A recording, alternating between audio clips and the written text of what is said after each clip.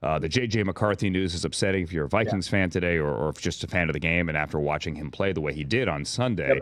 Yep. Great. Yeah, it's a meniscus, which Breer, as you know, could be a couple of weeks, could be a couple of months. Like, they really don't know until they get in there. Have you heard anything as to like an early feel on this? Yeah, it's hard to tell until they get in there. Obviously he has, he reported the knee soreness after the game. And, like, again, these things can be, like you said, 5 weeks or 5 months, and you don't know until you go in there. And certainly they're concerned and they've been impressed. Like I was with Kevin O'Connell last week and he told me that both McCarthy and Sam Darnold are ahead of where they were.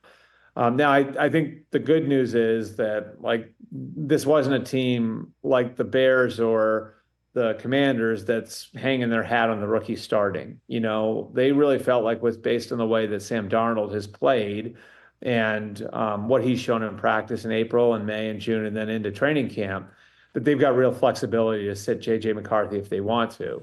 So, I think the fallout from this is, even if it is a shorter term injury, that this probably makes it more difficult for them to play McCarthy as a rookie, which is okay. Because we've seen guys benefit from that. Patrick Mahomes benefited from it. Jordan Love benefited from it.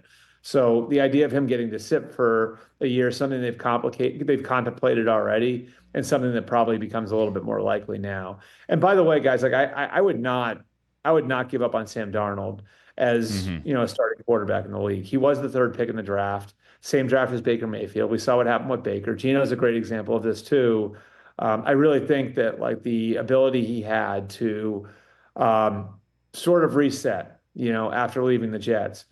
If you go back, and I'd implore anybody who's a Vikings fan or a fan of any other team to go back and look. Go back and look at the Niners-Ravens game from last year. It was a blowout. The Ravens won by 1,000,000. But the fourth quarter of that game, Sam Darnold got in and looked like a different player. And again, I know it's the fourth quarter of a blowout, got it. But he was playing faster. He was playing on time. It really looked like he had built something that he didn't have when he was in New York. And it's a part of why the Vikings signed him. And they see a guy who's playing a different game now, that he's had some of that time to sit and reflect and learn and develop at a little bit of a slower pace. Catch the Rich Eisen Show every single day on the Roku channel, 12 to 3 Eastern, for free.